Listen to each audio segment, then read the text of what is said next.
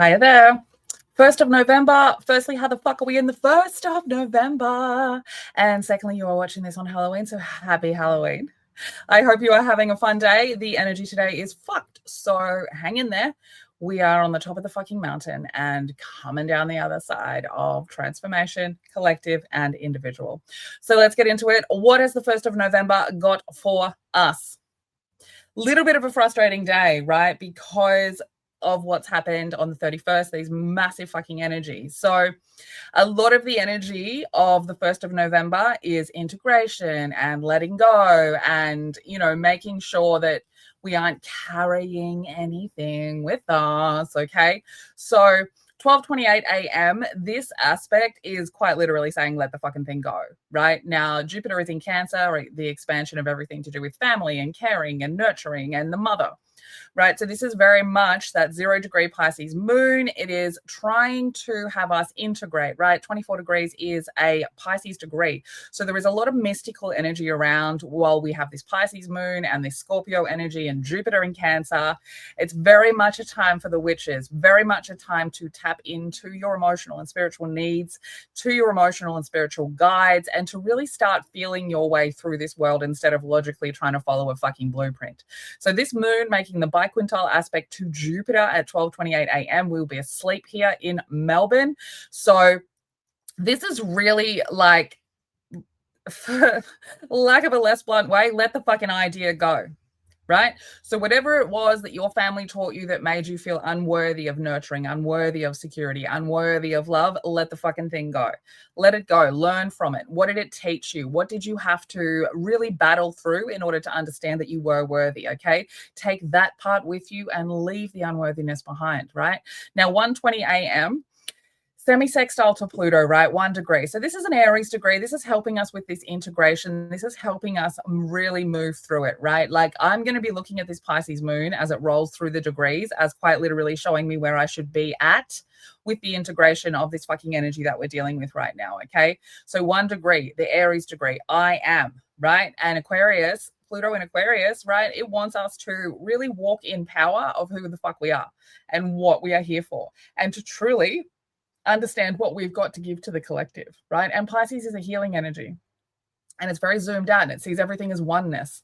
So we are all one is what I'm calling that 120 aspect, okay? And then at 232, this one, annoying, okay? Very fucking annoying. This could have you waking up ready to fucking fight, to be honest, like especially when I'm looking at this, just the rest of this day, okay? So 2 degrees is a Taurus degree, all right? So there is a bit of stubbornness to it, and there is just a little bit of like, I'm doing it my fucking way, right? And it's very, Taurus energy does not like change. It's either got a fear of change, it's uncomfortable at change, it doesn't understand why it even needs fucking change, right? So this aspect, this square to Mercury, while Mercury's in Sag at the fucking Taurus degree, like, watch your mouth. Okay. If you are awake at this time, I was going to say if you're awake at this time of day, but then I realized if you're awake, you're probably out partying. And if you are out partying with this Pisces moon, I absolutely have to tell you to not go overboard. Do not go overboard with alcohol or drugs or any other like mind altering thing, right? Like, sure, have one or two. Sure, have one or two, but don't fucking go overboard. Don't go overboard. You do not want to be wiping yourself out. You do not want to deal with the feeling the next day, right? The Sunday scaries are going to be a whole other thing while we have this Pisces moon, all right? Especially dangerous because we are having a solar storm situation right on the 31st, solar storm. So like we are dehydrated, right? So even if you are going out, you want 2 glasses of water to every alcohol that you are having, okay? You're welcome. You can thank me the next day. So this square to Mercury, okay, this is likely to be, especially because we'll be asleep here in Melbourne, hopefully, this is like an internal kind of mentality, right? So Mercury moved into Sagittarius and it's trying to seek out truth, right? And we've had Mercury and Scorpio realizing where secrets are, realizing where things have been hidden from us. And this one is kind of going like, well, I'm in this truth-seeking part now, right? And on the 10th of November, we are going to start the Mercury retrograde. So while we're in this truth-seeking moment with Mercury in Sagittarius, in the Mercury pre-shadow, right? So the 2 weeks before it stations retrograde, when we really start seeing some of the themes that are going to be coming through, okay? So this is where, like, Sagittarius, like, it wants to know the fucking truth, right? And it wants to know where is the solid evidence. And Sagittarius wants the blueprint. It wants the plan. And like I've mentioned in a couple of my other videos, this shit is not going to fly, right? This is not going to fly because we are in a very spiritual and emotional time. We are in, like, there is a great water trine going on. And the logic, the blueprint wanters, you're going to struggle. You're going to struggle, okay? You need to let go of that for a bit. Just let it go, all right? And we get this aspect, and this one, there's a little bit of energy around right now that is going to be ending your fucking bullshit relationships. Okay, because as we go through this Mercury retrograde with Scorpio and Sag, as we have Venus currently in Libra, right? We are going to be noticing when the balance is off. We are going to be noticing when there are secrets, and we are going to be noticing what the fucking truth is. And if there's one thing that a Mercury in Sagittarius is, it's very blunt and very sharp with its words. Okay, so this aspect at 12:20, 7 degrees, that is the Libra degree, okay? And then 22 degrees, that is the Capricorn degree. So we are from a very, very focused, steady point of Venus in Libra, right? Because we're at a Capricorn degree, right? We are noticing things that aren't balanced, right? And 7 degrees of Pisces, that is about cause and effect. That is about balance. That is about relationship traumas that we are integrating currently, right? What have you seen about relationships over the past few days? So this aspect causes anxiety, causes stress, comes through as some kind of annoying fucking trigger that is forcing you to do something, right? So whenever you see these sorts of aspects, you can see we've got another one. Let's go. Can I do it this way? Here we go.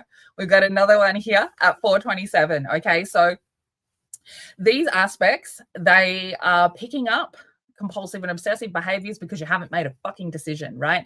They are picking up energies that are stuck. Where are you stuck? Where are you stuck and you just kind of make some kind of compulsive fucking decision because you don't know what else to do, right? That's what this is talking about. This one in particular is, where are you making those compulsive or obsessive running over and over again in the same program when it comes to relationships and allowing someone to not put in the fucking work, okay?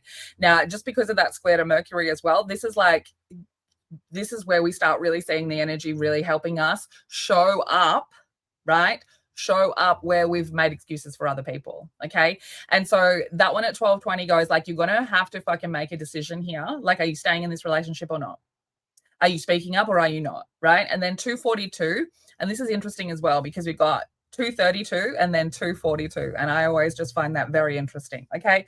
So then we get this sun trining the moon, right? And this is happening at 8 degrees. Okay, so 8 degrees is a Scorpio degree. So we're adding another layer of water to this fucking energy, right? And we've got 8 degrees of Scorpio and we've got 8 degrees of Pisces in that moon. So this is transformation here, right? The sun and the moon meeting up, okay? And a trine is harmonious. A trine wants you to kind of look at the untapped abilities, right? So Scorpio and Pisces, the untapped abilities when they work together. Right? So Scorpio really being able to be absorbent and be comfortable in taboo and difficult conversations. And Pisces is exactly like that with traumatic energies and traumatic conversations. Okay. So this is a great aspect. If you've gotten into a bit of a scuffle or a bit of a disagreement with someone this morning in regards to, your emotional needs or something about shame, or you've been trauma triggered, this is really a nice time to just kind of sit with yourself and understand where those triggers kind of came from, right? And then we get 3:06 p.m. and we get this semi-square to Chiron. And this could be a little bit rough because Chiron is at 24 degrees of Aries retrograding, and that is a Pisces degree. So it can call in a lot more trauma. But the Pisces degree does help us with things being integrated, understanding them, like actually getting to take what we want and leave the rest behind, right? Pisces energy is oneness. It sees everything as oneness. And when we talk about integration with Pisces, we're talking about taking the wisdom into all of our body, right? All of our body. That wisdom becomes part of who we fucking are. And so this is the childhood wound that has affected your identity. Okay. So, and 9 degrees is a Sagittarius degree. So it could come with a little bit of a sharp tongue as well. Okay. Because we do have Mercury in Sagittarius at the moment. So And obviously, Sagittarius ruled by Jupiter, and Jupiter is in Cancer. So again, another layer of water kind of coming down on this. And, you know, semi-squares, again, they can be really fucking annoying, right? And it's asking you, like, is it worth holding on to this particular part of the childhood wound and the belief that you formed around it? Is it worth holding on to it? Or can I just fucking let it go, right? And it's that question is either going to be about yourself or it's going to be about a relationship that you are in, okay? So 4:27 p.m., we get another one of these frustrating to make a fucking decision and stop being so compulsive and obsessive, okay? And this is happening at the same degrees, you can see, as the 306, right? So the Pisces moon at 9 degrees. So we are trying to get some kind of wisdom here. We're trying to get some kind of movement and wisdom and understanding of what the fuck is going on, right? So in order to get that movement, 9 degrees Sagittarius, about movement, we need to let go of an idea that you got from your family, probably your mom. Okay, right? Okay. Then 8:15 p.m. 8:15 p.m. if you haven't broken up yet. This is a doorway to a fucking breakup, okay? 8:15 p.m. Venus, 23 degrees of Libra. 23 degrees is the Aquarius degree, my friends. So Venus at 23 degrees of Libra goes, I need balance in relationships and I need to be able to be my fucking weird self. And I can see everything kind of from this external perspective now, and I can really look down and see this whole relationship as a whole. And now I'm going to decide whether or not I feel good about it. Now I'm going to decide whether or not I'm allowed to have my personal expression, whether I'm allowed to enjoy the relationship as myself. Okay. So, yeah, I mean, a hectic day if you are holding on to a relationship that doesn't deserve your fucking time, my friends. And as I started last week, let's grab an oracle card for the 1st of November. Let's see what can we be holding on to as just a little motto for the energy of today. Okay, we had a million fall out, but this one got out. How I get it so you can see. Here we go. Hope is like a hummingbird. And what has she got to tell us? Hope is like a hummingbird. Number 4, okay? Hope will come to you again, and just when you feel most heavy, most joyless, know that a miracle will occur. Like the hummingbird, you may feel small, but you are capable of the most amazing feats.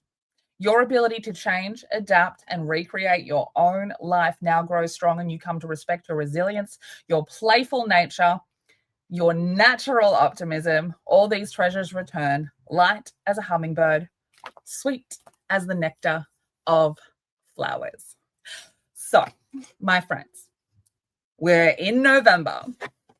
The November fuckery will begin. You can get my November aspect calendar with all of the transit, a little bit of advice on what to do, and some very easy ways for you to be able to track your energies so that when we get back on the other side of all of these retrogrades, we can go back and look over what the messages fucking were. If you want me to help you with your birth chart, come and book an appointment. I have just opened up some new November appointments. And remember, if none of my times are suitable for you for a video call reading, please send me a DM. I'm happy to try and jiggle some things around and open up some evening appointments or some weekend appointments, especially for those of you who are living on the other side of the world. I know it can be really difficult to get a reading. So please make sure you jump in my DMs if you need to. Okay. And stay with